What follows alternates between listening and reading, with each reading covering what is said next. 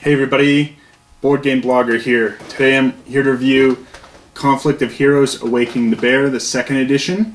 Now this is sort of a re-released edition of the first Academy Games game. And they've revised the rules, they revised the pieces, and this is really a masterpiece in World War II tactical war games. There's a lot of fun, a lot of tension in the battles. Now this is sort of based on Operation Barbarossa, the very first German offensive into Russia during the Second World War. And so you have units that are commensurate with the time period. The counters are really beautiful. You've got big, thick counters, easy to read. I think it's better for people who are, getting up in the years. Some of these other tactical games, very hard to see. You have to almost use tweezers to move the counters. Here it's easy. They're nice, thick, big counters, big hexes. It's really, really lovely. The boards themselves are beautiful. You've got several boards that come with the game. Very beautiful looking boards. Some companies, it looks like, I could do better with some clip art. Here, this is fantastic. Looks really well. The counters look well. It's well produced. I have one issue with the production, at least in my version of the game. Some of my counters, while most of the game is in English, I've got several of the hit counters and the control counters actually in the Spanish language. I'll show you zoomed up on that in a little bit. So I'm not sure how prevalent that is, if simply my copy was a little odd, or if lots of the copies are coming with Spanish language counters in the English language version. So that may be something that's an issue for more people. Mine may have been an isolated incident. You have a rule book that is excellent for learning the game, and for sort of just going through and learning the game. It's really well done. And sort of a progression style. Okay, this is the first battle you're doing. This game lists them as firefights. And here are the rules you need for this basic one. And then, okay, we're advancing another firefight and another battle, and we're adding in some more rules. And you can get to more complex battles. You move up from just one or two units to units moving in unison. It's really a well done rule book for learning the game. However, if you're going back and trying to reference stuff, it's not the best. There is an index, but I don't think it's sufficient given the complex and unique nature of the game. Let's say I want to look up optional rules. What are the different optional rules I can do? That's not even, optional rules aren't even on the index. And this game has some interesting, unique optional rules. I don't think the game throws too much at you. It's easy to learn and it's pretty intuitive. They have an excellent player aid. When Academy Games puts player aids in their games, they're excellent, and they've done a really good job here. Backside is sort of just the different terrain and its modifiers, and unique other fortifications and obstacles that can be placed on. And then the front is sort of just the basic rules, quick things to reference, how general gameplay works. Excellent, excellent player aid there. You also have sort of the scenario booklet, 16 scenarios listed as firefights. And it's well laid out, standard kind of firefights. And so it's well done. Components, again, I think are excellent, aside from the Spanish language issue. This game just, it really has a lot of tension, because you're going to have units that have sort of action points. You'll move, then your opponent will move. You can interrupt a unit you're currently controlling sort of with an opportunity action that's going to spend them, but you can interrupt that. There's just a lot of tension. I'm generally not as big of a fan of tactical games as I am of strategic games, but there's a few tactical games I do enjoy, and this is one of them. It's just so well done, just really interesting decisions. You know, am I trying to outflank someone? You know, am I going to just try and have them charge for then some close quarters combat? You know, what am I planning on doing? It's just really exciting. A lot of interesting decisions to make. Just interesting decisions. A lot of tension in the game. But I'm sure you want to see how the game itself actually plays. So let's take a look at it now. So here we've got a board set up. We've got German units here. And we've got the Soviet units over here. Let me just sort of describe how one of these counters works here. So this is the Soviet rifle group. It's 1941, so that's the technology. You can, of course, you know, mix and match with other Conflict of Heroes systems. The Conflict of Heroes Storms of Steel takes place during the Battle of Kursk, set in 1943, so they would have sort of slightly different units. The way you have here on the top left, this is the action points required for the unit to fire. This is the action points required for the unit to move. Now, in the default sort of base version of the game, every unit is going to have 7 action points to use. You've got their attack value versus soft targets versus hard targets, their range, so they can shoot 5 spaces, their value against flank attacks, sort of their flank defense, and then their frontal defense is the 12. So that is sort of how the counter works. This is sort of how you control the units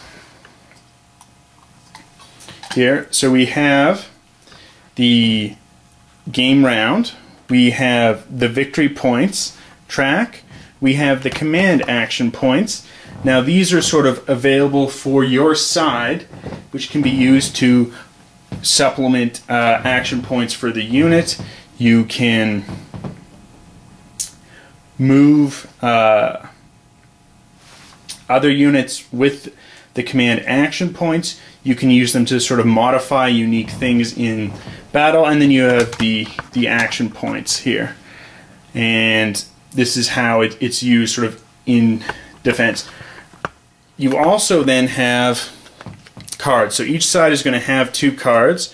Here, these are command action, 1 free action. This is what the German player possesses in their hand, and you've got the Russian player. So this is showing here in these cards how you can play it and what it costs. So this, because it is both green and blue, you could play it with either command points or with unit action points, whereas this is solely in green. It's going to be a cost of 2 action points. And you can play that sort of as your turn, and instead of, you know, moving or firing. And here the activated unit may roll a 1d6 and add the result to the command action point track for this use during the round. So that's going to give you some more command points, which are very useful and are limited sort of in the game. If I want to show you one more thing, sort of before I get into a quick demonstration of the battle, is the sort of wonderful insert here. Very good insert. Not many games come with inserts or ones that are useful. I chuck a lot of inserts, but here it's very good for storing the counters that, you know, I'm not using in this firefight. You know, they don't move around, they don't jump out because you put the boards on top, and it's a very good counter. Again, as you notice, sort of my player track sheet, that some of the stuff was in Spanish, and here sort of are the hit counters. So I've just drawn a few, and if you see, you know, it's in the Spanish language. It's not that difficult because I can still kind of translate it. So panico, even if I didn't know that meant panicked. This is how I can rally. I need to roll greater or equal to 8. This means cannot fire, cannot attack. and this is going to increase my flank defense because they're panicked, you know, they're looking around, but it's going to lower my sort of frontal defense. And again, it's preventing me from actually attacking when I'm panicked until I rally the unit. So you can still sort of tell what is going on even though it is in the Spanish language. So it's not a huge thing, just in case other people are concerned their copy might come with that. So here, kind of zoom in on a battle, and you can stack, you know, unlimited units together in a hex. So here I've got multiple units in the same hex.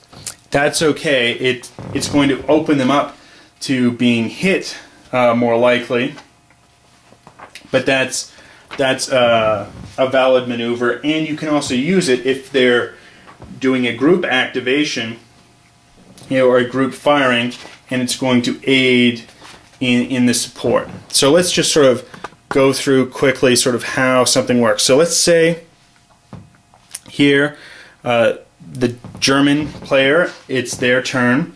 They want to move. They can spend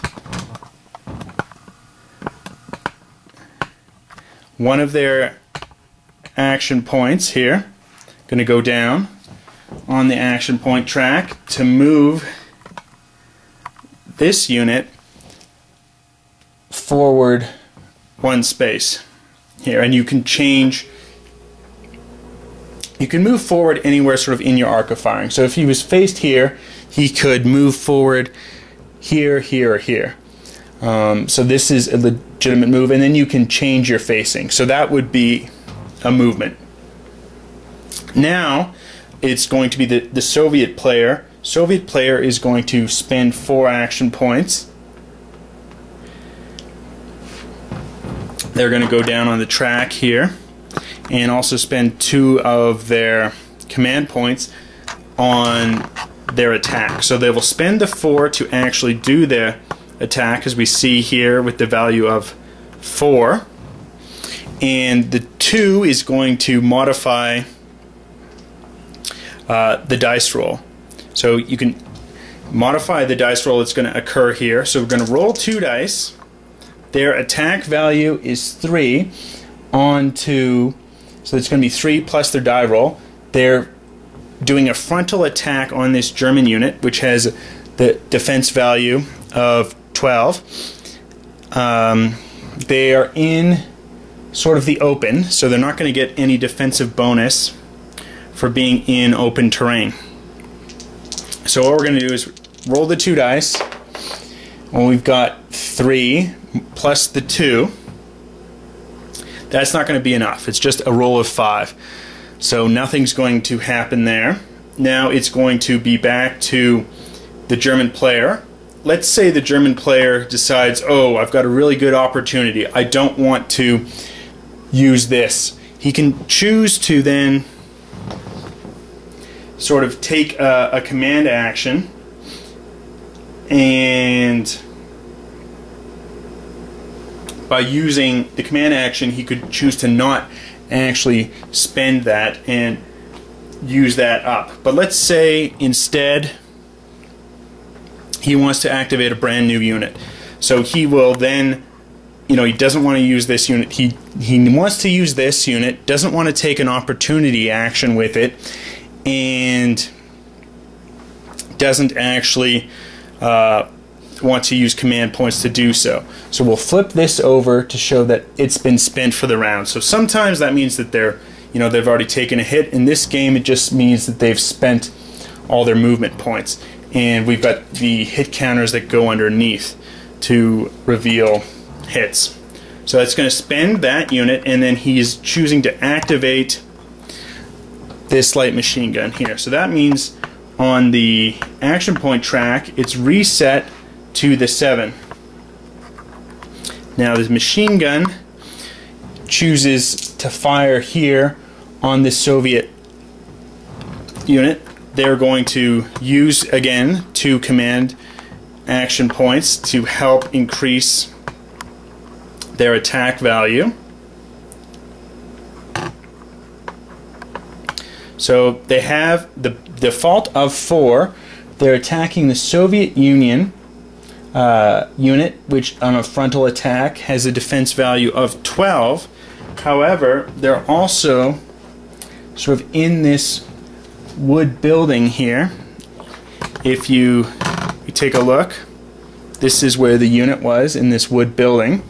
The wood building is going to give them an increased defense value of 1. So they've actually got a defense value total of 13. So we will roll the 2 dice. Here we have 7 plus 4 gives it 11, plus we modified by the 2, which equals the 13. Now because the attack value was equal to, that means that they're going to take a hit. So because we used the command points to increase the attack value, the Soviet player is going to take a hit. We'll jostle up and randomly select a hit. Now the Soviet player is not going to reveal this hit to the German player. They'll take a look at it, be sort of aware of what happens, you know, what this is. So this is going to be only seen by the Soviet player. And so they're berserked. And it will go underneath the unit. Now, if the unit takes a second hit, it will die, and it can choose to rally for 5 action points if he wants to activate. So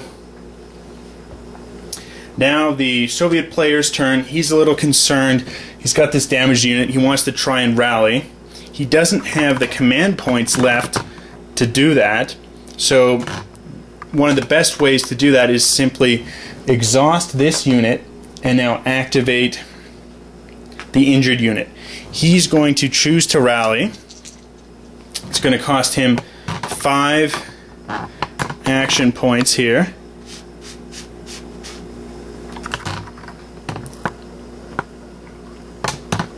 And we'll roll the dice and see if we can rally.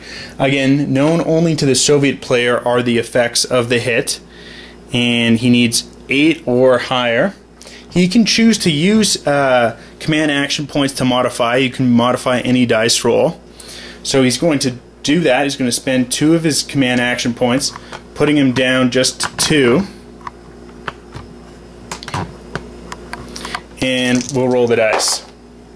We have 8, so that would have rallied even without. So the hit marker comes away, and the unit's there. It's rallied. Again, he just has 2 action points, and it's back to the German player. German player again now is at 5 action points. It took 2 to do the attack with the machine gun, and he's going to try and attack again. This time he's not going to use any command points. He'll try hitting the unit.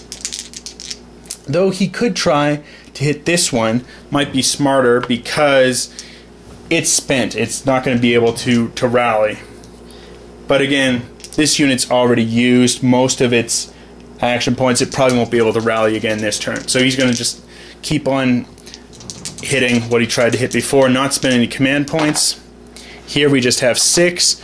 Add the 4 to it. That makes 10. And it's not going to work with the defense value of 12 for the Soviet. Again, it's going to be modified. This 12 here is going to be modified by the terrain. And that's sort of how a battle works. You're alternating between players, moving the units. Once they're spent, they can't move for that round. At the end of a round, what will happen is the units will flip back over from their spent. You're going to get your command action points that the scenario tells you will get reset. So here for the Germans, they'd go to 8. If, however, they'd lost any units, they'd been destroyed during the turn, then they would get 1 less command action point for that. So that's sort of how the game works. It's got a lot of tension. It's really exciting because, you know, am I trying to go around? Am I trying to flank my opponent? You know, if I get into close combat, that can really shake things up. It's going to change their firepower, but it's going to be a negative, not firepower for the white box. So if we zoom in here, we can see we have sort of a standard. The light machine gun has this white box, and the rifle has no white box. The white box means that they're not good at close combat. You know, they're kind of set up these positions. They can't really do this close combat. It's going to be negative on their value for close combat, whereas here they're going to get +4 to their firepower for close combat. So that's a really interesting, you know, the units are well simulated. It makes interesting decisions on, you know, am I going to try and encircle, because the units have different flank defense than they do frontal defense. You know, how much am I actually trying to run around and encircle someone? I could move quite far if I spend most of my command points on, you know, one unit, just helping them to move after, you know, my opponent's, you know, exhausted and spent their units for the round. It's really interesting, a lot of tension. Each game's going to play different. Very interesting decisions on what you're going to do. And excellent game. I'd highly recommend it. Till next time.